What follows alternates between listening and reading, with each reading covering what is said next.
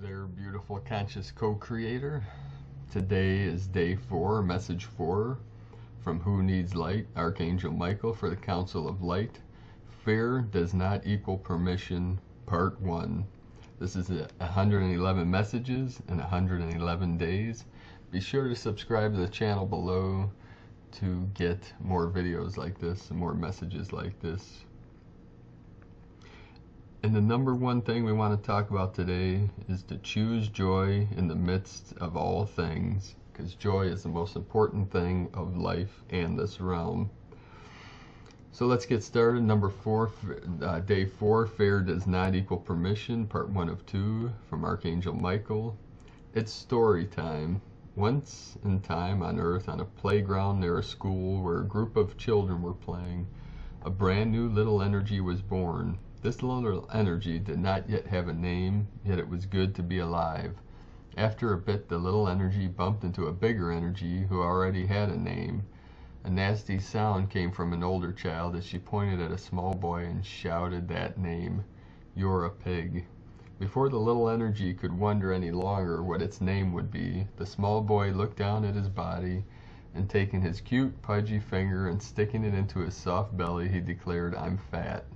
Although the little thought didn't yet understand its name, it was happy to be claimed by the small boy. The little thought stayed close to the boy as the boy said over and over in his head, "I'm fat, I'm fat, I'm fat, I'm fat." It seemed the little thought had found a home as it headed to the small boy's house to stay. That night at dinner, the little thought was presented to the family. When the small boy was picking at his food, not eating his dinner, his mother kindly asked him if something was wrong. At first, the small boy refused to say anything, and although it didn't understand why, the little thought panicked, clinging to the boy until they both burst out together, "I'm fat." The sister laughed, the brother punched the small boy, the dad ignored, the grandma put more food on the small boy's plate, the mother cooed and comforted her son, and then the little thought named "I'm fat" grew stronger.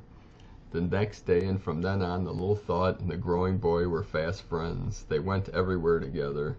They went to gym class at school. They went on the boy's first date and gave their first kiss. They grew even closer as the boy became a man. Going to parties and the man's first job interview, they were inseparable. And the thought was happy except for one thing. The thought seemed to have a never-ending hunger. The thought learned that it could get very close to the man by presenting in his mind as a memory or as an idea, and then each and every time the man would respond with attention and emotion, and for a moment the thought would feel better and grow stronger. As the days went on, the man experienced the usual ups and downs of life.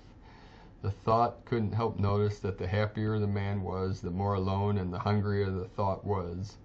Eventually, the thought began to seek out and to stick to other thoughts roaming around in the man's life. The thought named "I'm fat" began to bond with similar thoughts named "I'm ugly, I'm stupid, I'm late, I'm a failure, and I'm never going to change." These thoughts realized that whenever they joined together, it was much easier to get the man's attention. In fact, it was so satisfying to ruffle the man's emotions and to claim the man's attention that before they knew what was happening, the many thoughts had clustered together, growing so close and dependent that they had turned into a whole new form of existence called a thought form. Of course, the thought form had its own name too. It was called "This Is Me." The thought form was strangely pleased that the man no longer knew the difference between himself and the thought form. The man had given these thoughts so much power since childhood that he had no idea he had created a group of thought parasites which had become so powerful it was siphoning off the energy the man could have been using to make his dreams come true. Just when it seemed it couldn't get worse, the thought form "This Is Me" met the thought forms of society. Serving alongside you, Archangel Michael, channeled by Christine Burk and Dr. Kathryn E. May from Who Needs Light. Have a beautiful and blessed day, my friend.